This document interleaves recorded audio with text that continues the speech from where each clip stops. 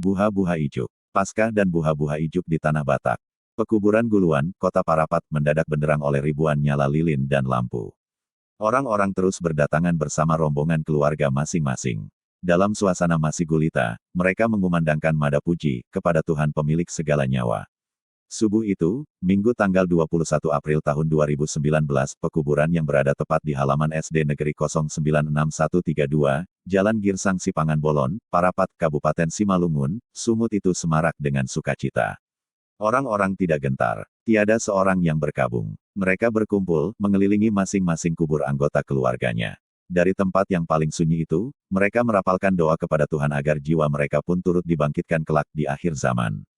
Pada hari biasa Guluan adalah zona sunyi. Pekuburan sering dianggap sebagian orang sebagai tempat angker dan banyak hantunya. Jika bukan karena ada hal mendesak, orang-orang tidak akan mengunjunginya. Namun hari itu, sekitar pukul 4 pagi, para peziarah berdatangan untuk merayakan pesta sukacita bernama Buha-buha Ijuk. Sebuah ibadah peringatan kebangkitan Yesus Kristus dari kubur. Tradisi warga Parapat yang melangsungkan ibadah subuh di pekuburan Kristen, persis meniru peristiwa di Alkitab ketika Maria Magdalena mengetahui kabar kebangkitan Yesus Kristus dari kubur. Ia berlari ke kubur untuk memastikannya. Peristiwa itulah yang kemudian dikloning oleh warga Huria Kristen Batak Protestan, HKBP, yakni merayakan Paskah langsung di jantungnya pekuburan.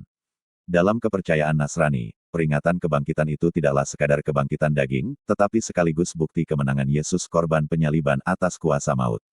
Dan kematiannya yang fenomenal itu diyakini, sesuai pesan Alkitab, membuka jalan sekaligus menggaransi kebangkitan bagi manusia yang percaya kepada Yesus sebagai juru selamat dunia. Pengetahuan itu telah dibawa sejak 2000-an tahun silam dalam proses panjang dan berliku. Oleh sejumlah misionaris atas nama Zending, membawa kabar baik Injil itu juga sampai ke Tanah Batak. Tak kurang dari misionaris Ingwer Lodewijk Nomensen, Rasul Batak berhasil meyakinkan leluhur orang Batak atas keyakinan baru itu. Sejak itu, nenek moyang orang Batak perlahan mulai meninggalkan ritual animisme dan dinamisme. Peran HKBP, Huria Kristen Batak Protestan, sebagaimana kelanjutan misi Nomensen, kemudian membawa perubahan radikal soal keagamaan dan ritual-ritual di tengah masyarakat, termasuk pembaharuan budaya. Tidak serta-merta budaya dan ritual nenek moyang itu diubah, beberapa yang dianggap layak dipertahankan tetap dipertahankan. Salah satunya ritual buha-buha ijuk.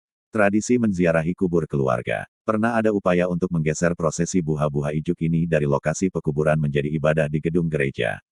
Tapi itu tidak bertahan. Orang-orang tidak datang ke gereja. Sehingga kembali dirayakan di kuburan ini, kata seorang peziarah, subuh itu. Memang di banyak tempat acara buha-buha ijuk telah dirayakan di gereja saja. Orang-orang boleh berziarah sehari sebelumnya atau siang hari setelah ibadah gerejawi rampung. Namun di kota wisata, Parapat, warga masih mempertahankan perayaan buha-buha ijuk dirayakan di kuburan. Ada bahkan yang berinovasi dengan membuat tradisi baru yakni, mencari telur Paskah. Meski telur tidak punya kaitan signifikan dengan Paskah.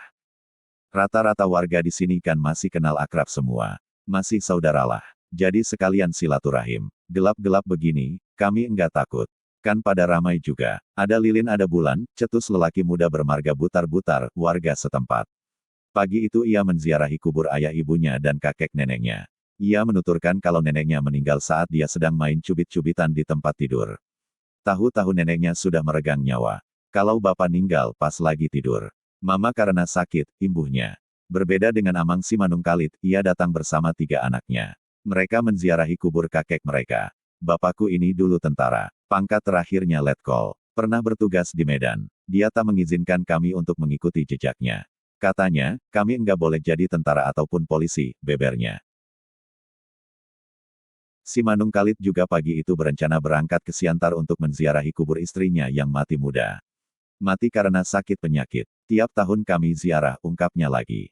Tak hanya di kota Parapat, di daerah Toba, di Padang Sidempuan, di Pulau Samosir dan di wilayah yang banyak didiami oleh jemaat HKBP, perayaan buha-buha ijuk begitu penting dan masuk dalam agenda gerejawi. Beberapa gereja tradisional bahkan melangsungkan long march, pawai obor serta menirukan prosesi jalan salib Via Dolorosa.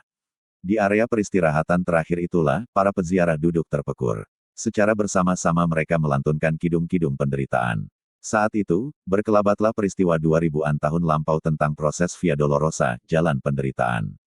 Kristus harus menderita demi perdamaian dan pembebasan dunia dari kutuk dosa. Yesus diadili para imam. Tubuhnya digelandang ke hadapan Pilatus penguasa Romawi untuk menentukan vonis dan hukuman seperti apa yang selayaknya diganjar kepada orang yang mengaku dirinya sebagai Mesias, dan Bapaknya lah, penguasa semesta raya yang tiada bandingan.